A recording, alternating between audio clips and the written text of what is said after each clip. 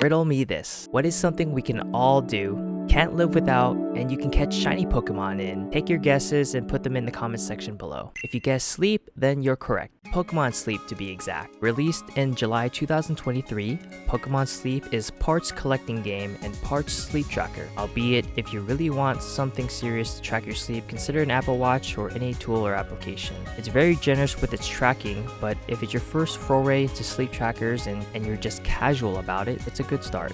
Now, I'm not going to get into too much detail about Pokemon Sleep, just because that in itself can be its own video due to the length and complexities of Pokemon Sleep. So for now, we'll just cover it in broad general terms. Once you made an account, did the tutorial, and selected your island, you can track your sleep using two methods: a Pokemon Go++ device, or your phone, albeit you'll need to keep it charged and on, facing downwards. Once it's activated, well, you just sleep. How deep your sleep will determine what kind of Pokemon and their sleep styles you will see in the morning. There are three kinds of sleep that Pokemon Sleep tracks: dozing, snoozing, and slumbering. How well of a sleep you had the night before will determine the Pokemon sleep styles you get in the morning. So in other words, rest your very best. These types of sleeps will net you different Pokemon and their sleep styles.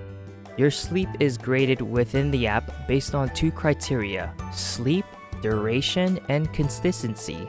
Based on your sleep data, your sleep for the day will be categorized into one of the following types: dozing, snoozing, slumbering, and balance. So to put it simply, sleep to research Pokemon, capture their sleep styles, feed them Poke Biscuits to friend them, find the Poke Friends that work with the island that you are on, add them into a team, and give them 3 square meals a day, collect the berries for Snorlax, record your sleep, wake up, read your reports, and do it all again. Pro tip: if you want to see your friends' sleep progress, you can add them in the research community tab. Once you're there, you can collect candies to level up your Pokemon. If you don't have friends that use Pokemon Sleep, here's a website that one of my subs recommended to exchange sleep friends code. Now we can collect Pokemon and their shiny counterparts in Pokemon Sleep. You know, I'm not really a mobile game player. You know, the last one I really delved into was Fallout Shelter all those years ago, but after that experience, I swore off mobile games. That in itself can be its own video too. I didn't even get into Pokemon Go, even though I'm a huge Pokemon fan.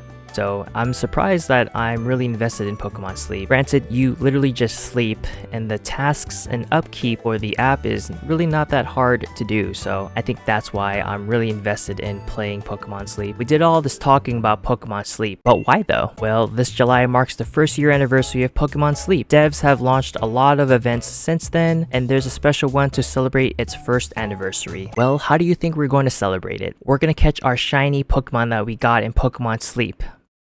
Again, yes, you can get shiny Pokemon on the app, but you see, Pokemon caught in Pokemon Sleep are stuck on the app, only to use in your sleep adventures. How many shinies do you think I have in Pokemon Sleep?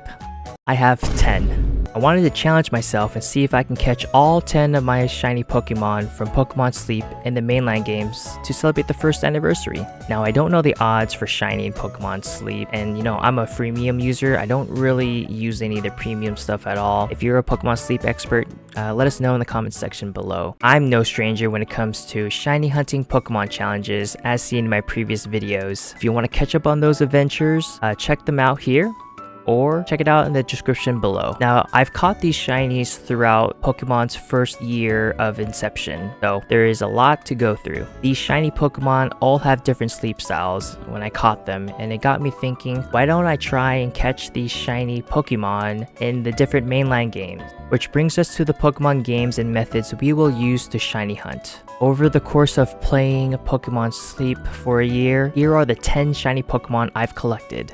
Now, I've gotten a few of these Pokemon serendipitously throughout the year, so we can cross them off for the hunt. These are Igglybuff, which we evolved into a Wigglytuff and caught it in Pokemon Crystal during our hunt for Celebi. SHUPPET, which we caught in Pokemon Y. Hey there, it's Yoshi post-editing. I realized I made a grave error in our shiny hunting. I mixed Phanthrup and SHUPPET together, thinking they're one and the same. It's kind of a bummer that I made that error because SHUPPET is in the thumbnail. I don't know, maybe we'll make a post hunt for this to, you know, make amends for that. But yeah, I just want to let you know I made that silly little error, so sorry about that. So that leaves us with 8 Pokemon to catch. The games and method hunts we will use are Masuda method in Pokemon Shield, Catch Combo in Pokemon Let's Go Eevee, Outbreak Picnic method in Pokemon Scarlet, and Pokemon Leaf Green and Emerald using RNG Manipulation. So let's start off with Pokemon Shield using the Masuda method. To recap, if you're unfamiliar with this method, here's a little illustration. Pause if you want to read it. We had to catch a Togepi in a luxury ball as well, so we headed to a bridge field area, did some date skipping to make it overcast, which gives us a 5% spawn rate to catch Togepi. Did you know that you can't use Togepi to breed for eggs? I didn't know that. You will need to evolve it into a Togetic or a Togekiss. Now, luckily for us, we caught it in a luxury ball, so we already had some friendship. So after entering a campsite and feeding it curry, we got it to evolve into a Togetic. Now, this hunt is automated thanks to my switch up as shown in an older video. I didn't get the footage of the shiny hatch because it was running throughout the day, but after 426 hatches, we got it. Heading over to Let's Go Eevee, we went over to Route 7 to begin our hunt or Eradicate. I chose this route due to its spawners and decent area where it can spawn. We got to 205 when we broke our first catch combo. I was disappointed, but nonetheless, we kept hunting. I decided to change it up and headed over to the Pokemon Mansion, where there are more spawners and a bigger venue, plus a 20% spawn rate for the Eradicate. The big worry here is sometimes your Pokemon can run off screen, so you have to be attentive. In my opinion, I feel like these Eradicate here are a bit more grouchy, because after feeding one of them, we broke our 605 catch combo. Literally, after we fed them the berry, they just decided to yeet out of there. Being patient after these setbacks, we build up another catch combo for the Eradicate, and after our third catch combo at 284, we caught the little guy. Third time's the charm, as they say. Plus, after an uneventful catch combo of 172, the shiny Psyduck shined as well. And we were done with Pokemon Let's Go Eevee. Up next is Pokemon Scarlet. These hunts in the new games are pretty straightforward. You make a sandwich and you picnic reset till desired shiny. You don't even really need outbreaks. Our target was Mankey, so we flew over to the Western Province Area 1 near the windmills. We made our fighting type sandwich and went to work resetting and gearing up for the hunt. At the time of this hunt, I was listening to the Pokemon Sleep official soundtrack and to figure out which songs I wanted to add in there. And well, by the nature of the songs, I got a little bit eepy. And we missed our target Mankey here. Add a failed shiny to our belt. We were licking our wounds after that failed shiny Mankey to end up phasing on a Makuhita. However, after 50 resets, we managed to get our Mankey to come back home. In that same stream, we decided to hunt our Houndour in the Inlet Grotto. This is where we met our Koraidon and Miraidon in the respective games. I felt a little paranoid due to the multi-layer of the area and feared that we may miss our shiny or it will despawn before our very eyes. I decided to fly over to Kitakami to make our picnics and sandwiches over at Inferno Pass, where Houndour can spawn. After 22 picnic resets, we got our Houndour. Now we learned from our previous Gen 3 mistake and we put that little guy to asleep ASAP. To add icing on the cake, I caught him in the Gen 2 Pokeball, the Lure Ball. The last one for the Pokemon Scarlet games was Lavatar. This one was not that hard to do. We flew over to East Province Area 3, head over to this cave entrance area, walk to this portion of the cave at this very specific spot, make your sandwich, and lo and behold, they kind of just come out of there. Really weird, but you know, it's kind of funny. After 44 picnic resets, got our Lavatar. To catch Sudowoodo and Squirtle, we're going to end the hunt here in Pokemon Leaf Green and Emerald. Shout out to the Gen 3 enjoyers like myself. I really love this generation. If you want to learn why I love this generation, check out this video here.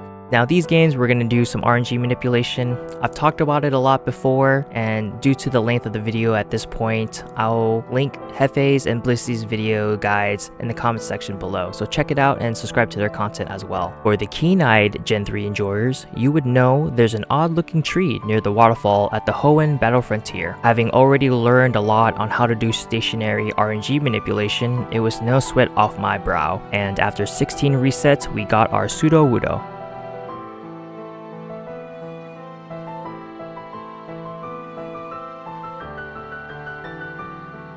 Hey, it's post-editing Yoshi here again.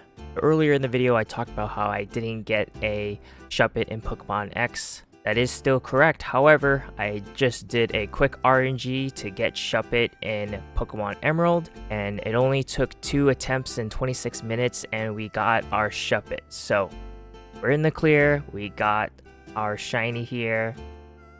At this point, we got all 10 shinies now, so I just wanted to show this here. There's me catching it as well as the spread and showing it on the screen too as well to show that it is legit. And yeah, back to the video.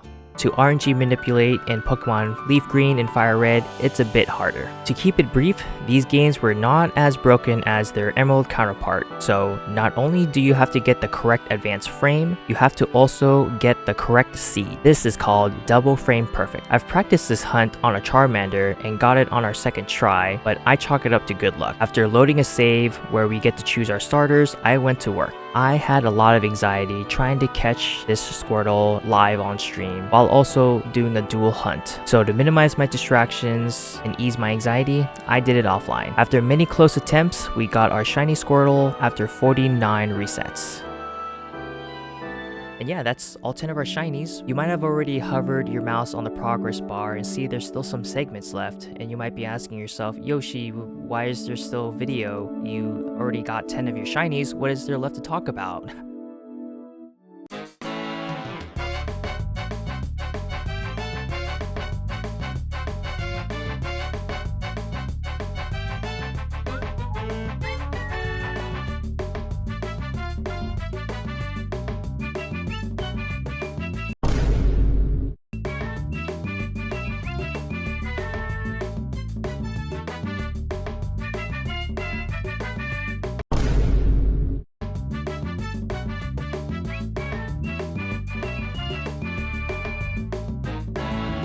Ugh, fine, I guess you are my little pogChamp.